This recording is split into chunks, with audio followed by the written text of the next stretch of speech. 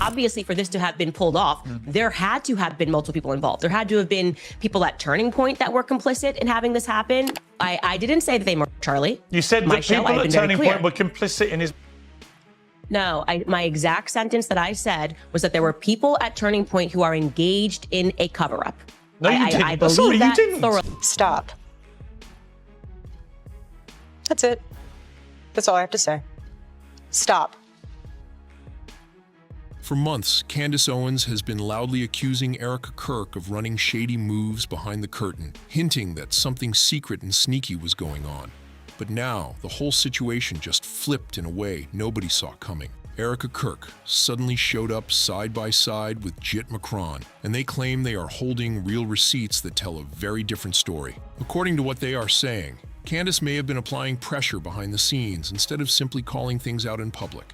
That is a serious twist, especially for someone whose brand was built on being the outsider who exposes other people's secrets. The idea that Candace herself might have been privately leaning on people for leverage is exactly what has people watching this drama explode across social media. Now the alliance between Erika and Brigitte Macron is turning heads for another reason. They are not just denying Candace's claims anymore. They say they have screenshots, emails, and even witnesses who supposedly saw Candace threatening to release damaging stories unless people followed her narrative.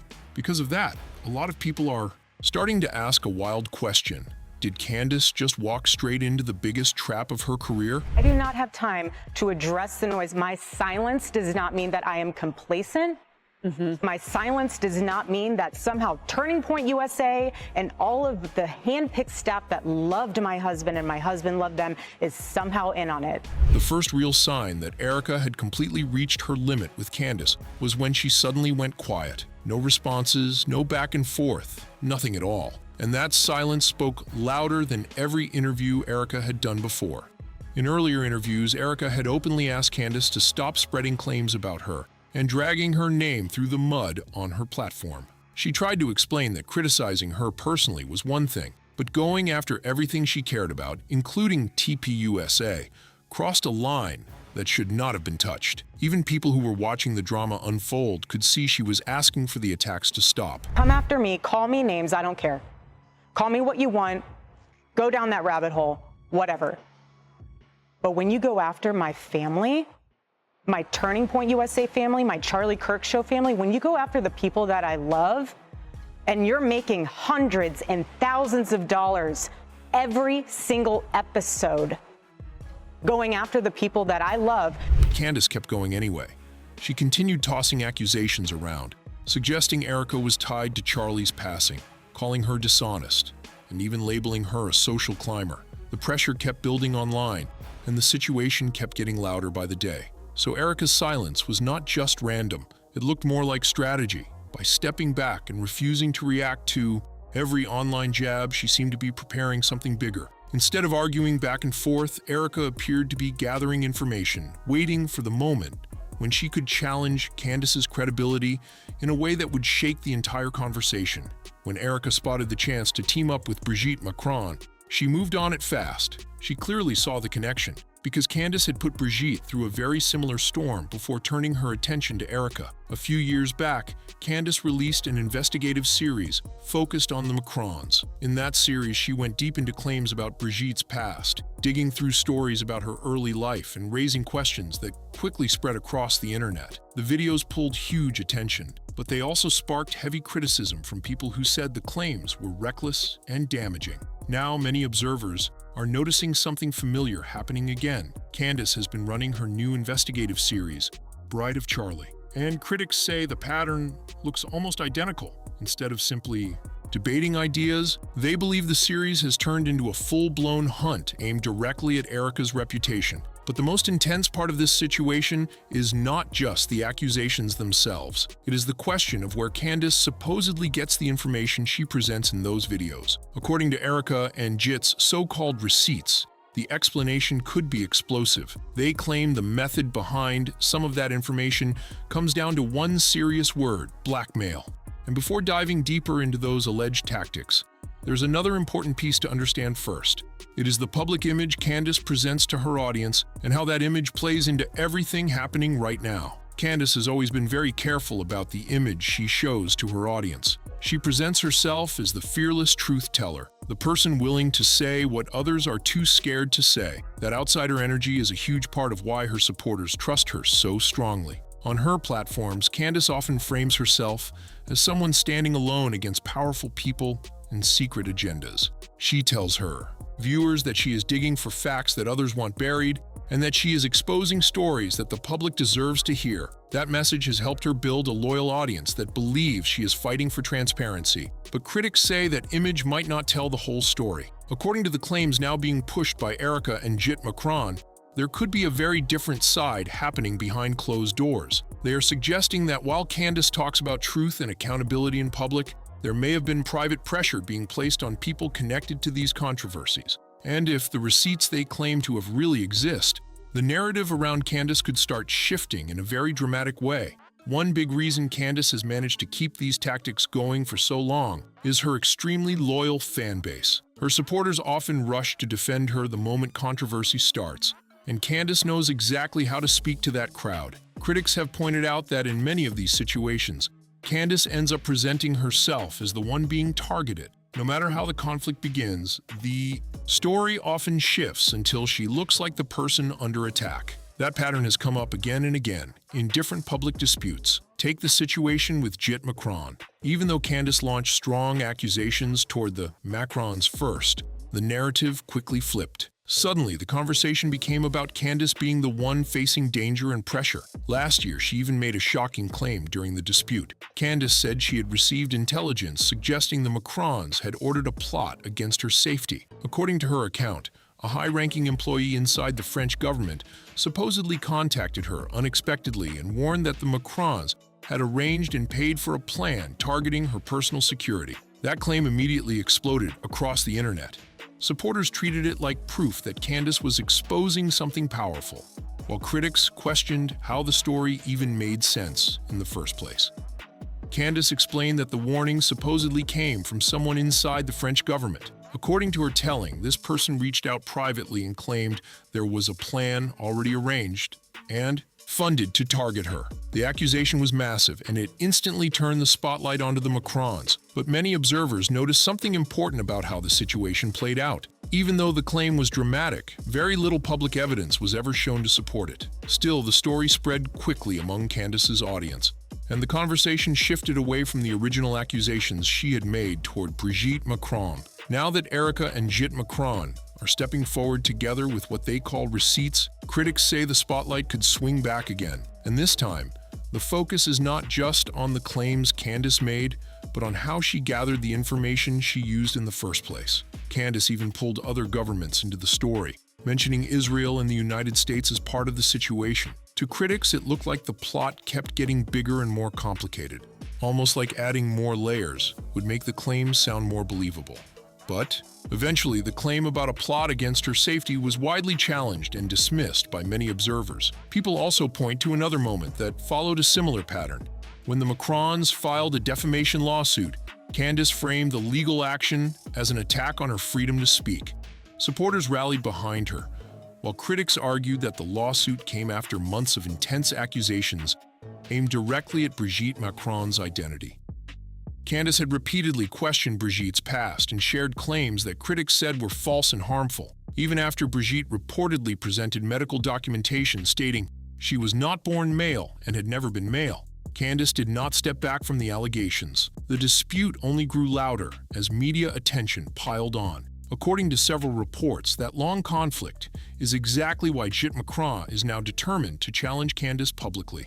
Sources claim Brigitte wants to expose what she believes are false claims and push back against the narrative that has followed her for years. And if teaming up with Erika helps do that, it seems she is ready for that alliance. Now, this is where Erika's side of the story becomes even more important. Many people remember when Erika and Candace once sat down for a private meeting, making a big show of trying to settle their differences face to face. At the time, it looked like the tension might finally calm down. But behind that meeting, there may have been far more going on than the public ever realized. At the time, that private meeting was presented like a turning point. Both sides made it seem like they were ready to lower the tension and talk things out behind closed doors. For a moment, People watching the drama thought the feud might actually cool down. Photos and comments about the meeting spread online, and it looked like a rare pause in a conflict that had been getting louder every week. Supporters on both sides hoped the conversation would clear the air and finally end the back-and-forth accusations. But according to Erika, what happened around that meeting told a very different story. She later suggested that the calm, public image did not reflect the pressure she felt privately. Erika claims there were conversations happening away from cameras that made her question Candace's real intentions. Instead of resolving the situation, she says the meeting became one more moment that pushed her to start documenting everything carefully. And that decision, keeping records and saving messages, is now becoming a major part of the controversy exploding today. But here's the detail that stayed under the radar until now. According to Erika's side, that private meeting was never really about settling their differences. She claims the real purpose was Candace trying to get control of the story before things spiraled any further. Even before the meeting happened, Candace had already framed the situation online, like she might be walking into some kind of setup. Meanwhile, Erika says her intention was simple. She wanted a real conversation to resolve the tension and finally move past the drama. But Candace's supporters had already started spinning wild ideas in the comment sections. Some were posting that Erika might try to harm her or use strange tactics against her during the meeting. Candace never openly agreed with those claims, but she also never clearly shut them down. That quiet response mattered, because the rumors kept spreading fast after that. The meeting itself was never recorded, but people close to Erika say it lasted nearly 5 hours. Sources inside Erika's circle now claim that a large part of that time was spent with Candace pressing her for deeply personal information. They say Candace pushed for private details about Erika's life, her marriage to Charlie, and even the internal operations of TPUSA. According to those accounts, the questions did not feel like friendly conversation. They felt more like pressure to reveal things that were never meant for the public. According to people close to Erika, the questions during that long meeting started getting more and more intense. What was supposed to be a calm discussion about clearing the air slowly turned into something that felt more like an interrogation. Sources claim Candace kept circling back to the same topics again and again.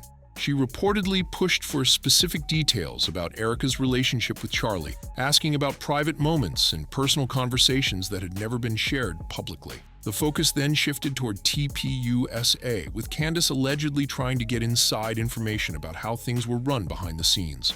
Those who heard Erika describe the meeting say the pressure kept building as the hours passed. Instead of feeling like a productive conversation, the situation began to feel uncomfortable and tense. Erika reportedly started realizing that the discussion might not have been about peace at all. According to her allies, it looked more like someone trying to collect pieces of information that could later be turned into a public story. There are also growing rumors about how Candace may have gathered some of the information used in her Bride of Charlie series. According to speculation from people following the situation closely, Candace allegedly reached out to several of Erika's former partners while building the story.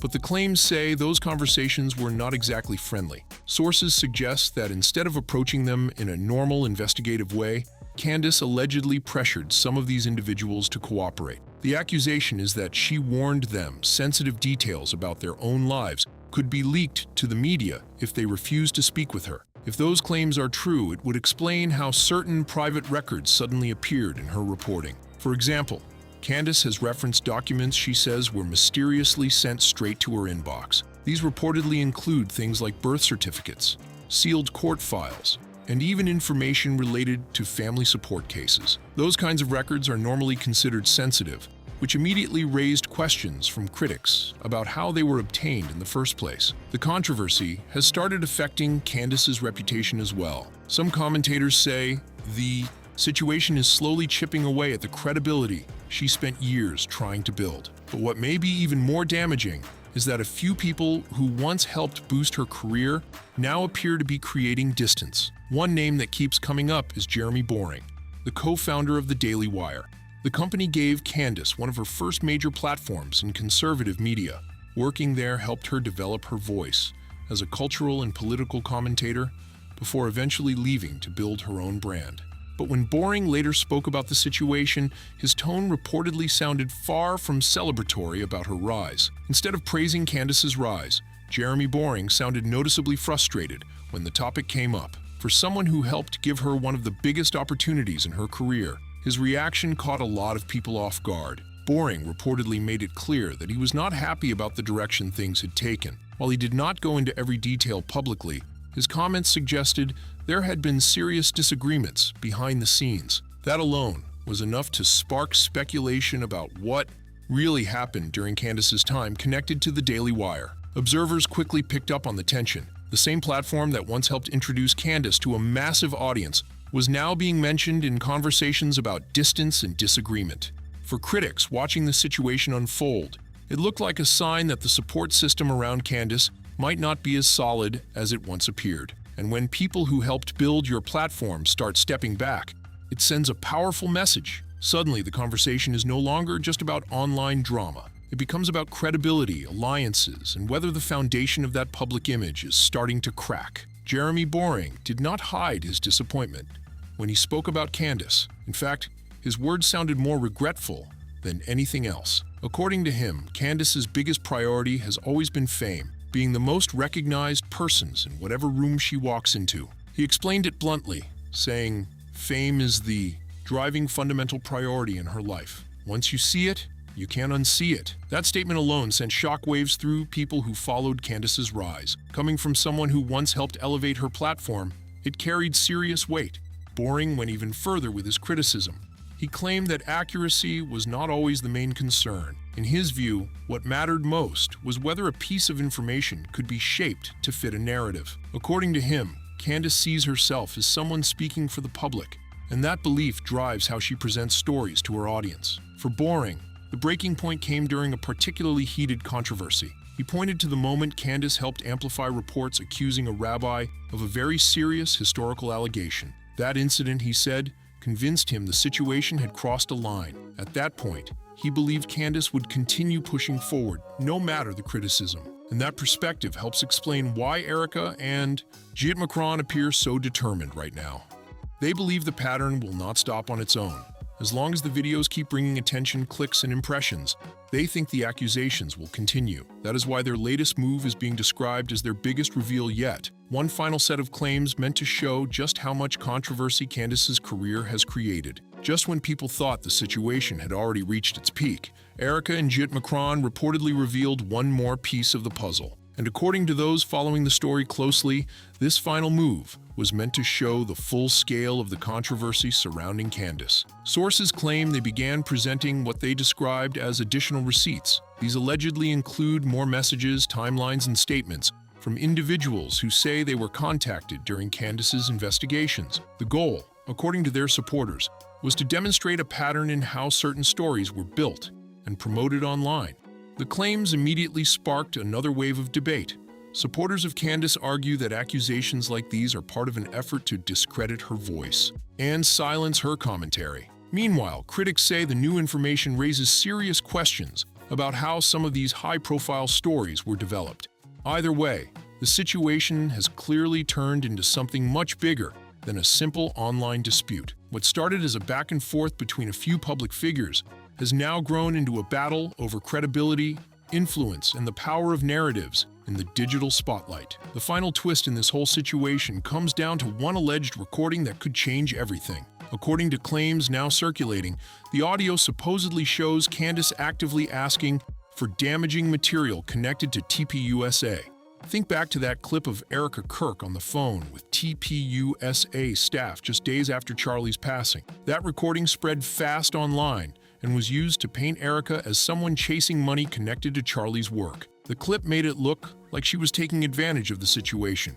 But insiders connected to TPUSA are now saying the video people saw was heavily edited.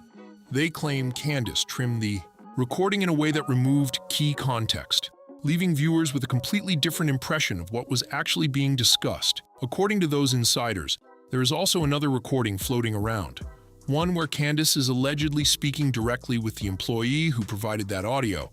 And if that second recording really exists, it could flip the entire story upside down. If you found this breakdown interesting, make sure to like the video, subscribe to the channel, share it with others, and drop your thoughts in the comments below. Thanks for watching, and I will see you on the next one.